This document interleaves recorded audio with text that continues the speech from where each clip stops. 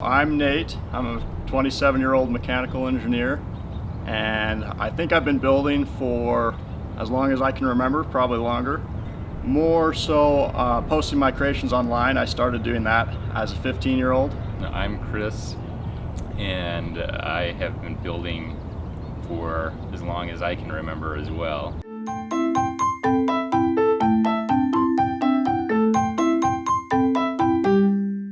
So as an adult, I had some what are called dark years of Lego, where I didn't play Lego a lot. I was moving around. The way I got back into Lego is my son, when we were house hunting, saw a Lego castle with a dragon, and he said, "I want this house. This is the house that we need to buy." We did buy the house. The dragon castle wasn't included, and he was heartbroken.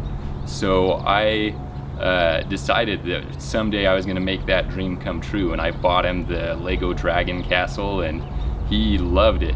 He and my younger son both got into it immediately. For me, I really like to see an idea kind of come to fruition. You have an idea and then you make it something physical. I think as a mechanical engineer, you can see that that's carried over into my career as well. I like to have ideas and then see them become real, and I think Lego is an awesome medium to do that. I was talking to my brother Chris, and we decided we wanted to do some large displays. So this is the largest display I've built to date, and we kind of brainstormed some different ideas, and I thought, you know, I really want to build a barn. So that's where it started for me, is building this large barn. And so the process for that was some prototyping, kind of looking. I really wanted to get like the barn siding effect, like those wood panels. I think that looks awesome, and it's just like really iconic for a barn to me. And then the other thing was trying to get this angled roof. I like the creativity, and it seems like there's limitless potential to what you can build with Lego. You can have small, simple, fun things that a child can build, but you can also have grandiose, big, large things that take an impressive amount of time to build. There's just such a variety. So this is my Lego hospital. I wanted kind of an iconic look where you have the rows and rows of windows. I looked at some of the local hospitals, Intermountain Health, but I wanted kind of a white look, so I especially looked at the Sarasota Memorial Hospital. I also tried to complete the interior of this, so if you look closely, there are lots of windows, and they allow you to see into the hospital, and you can see fun details like the second floor, third floor here is a maternity ward, and so there's lots of babies, and so I needed to get my baby collection up. Those are harder pieces to find, but they're also really fun pieces. My kids love playing with the babies. So for me, I guess everything starts with the idea. So depending on what you're building, that can come from a competition prompt. There's a lot of online competitions where there's different prompts. For example, one of the competitions I've entered is building a mythical creature that would fit into a medieval time period. I went for a scorpion, and so I looked at some reference images of scorpions, real scorpions online, and then tried to make it kind of true to that, but of course a little bit comedic where it's larger than life. And yeah, there's some of references similar to this in like pop culture, different movies and TV shows. So for me, I read a book about building Lego cities, and was thinking about the Lego city I'd been building with my kids and what I could add to it that I could never get in a Lego set. And Lego does lots of hospitals, but they don't do very large scale hospitals. They have to do something that fits in to a normal price range. So I was inspired by pictures I found online of the Sarasota Memorial Hospital. I've looked at several hospitals, but that one in particular is kind of a look that I was going for, and I tried to build something to kind of give that feel of a real hospital. And so I was trying to add in some iconic kind of fun hospital details like the helicopter landing pad and have some different patrons with some problems that you could see just from looking at them. And also some fun things, like I've got Spider-Man climbing on the back, just to make it a little more fun. So this, my farm display, I would say I was mostly done with it in about 6 months, but there is kind of that, there's still room for improvement. So I don't know if you're ever truly done, but you get to a point where it looks good and you're happy with it. But yeah, moved on from the barn and went kind of to the tractor and the pickup truck, some of the smaller things, and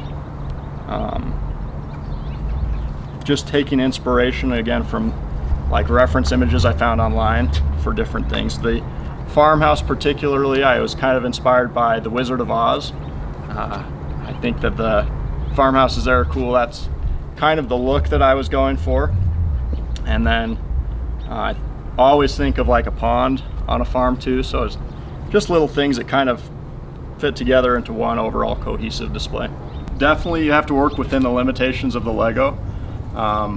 For instance, this guy, it's been built up and kind of torn down and built up a few times, this farmhouse. And it's really like the foundation, you kind of build it, I built the walls up, and then I'm like, well, it would work a lot better if the porch was kind of in this shape, just with the available pieces you're talking here.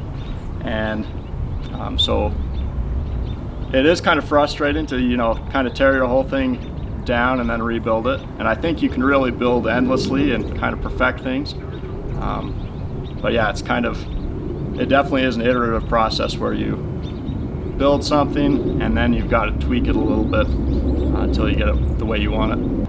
Improving and getting better at building makes it a lot more difficult for me to take apart pieces. Like my more recent pieces, I'm like, well, that's really cool, I don't want to take it apart.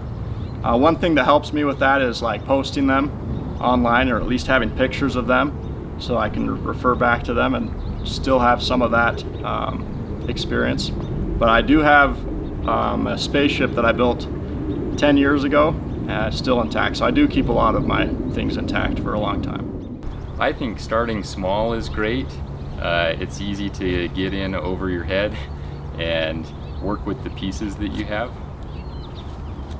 Yeah, I think that's really great advice. One thing I would recommend is when you're starting small, I'd kind of look at your collection and maybe even sort it out a little bit, see what kind of pieces you have and what colors you've got.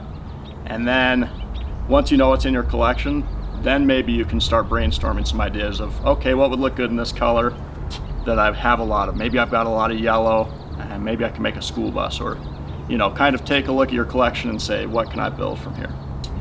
A set that had this logo, like the delivery mail logo on it, and I thought, wow, that'd be cool to build some sort of delivery truck and use that logo. I think that Lego is art, and you know, it's creativity being realized. There are lots of different ways to express that, even in Lego. But yeah. Yeah, you can build mocks, my own creations, so these displays are both things that we built out of our own heads, and that's one form of Lego art. But I also think there's Lego photography that people get into, or stop motion films. People do shadow art with Lego. People make big pictures out of Lego pieces. There's all kinds of ways that people use Lego for art, and people collect Lego as art as well, I think. Well, I hope you guys enjoyed checking out some of our builds. If you want to see more of them and participate in some other activities, they will be here at the block party here at Thanksgiving Point Ashton Gardens on July 24th from 10 to 2. So you're welcome to come check them out there for some other activities. And if you want to see more creations online, you can check out the Naturator on YouTube and other social media platforms.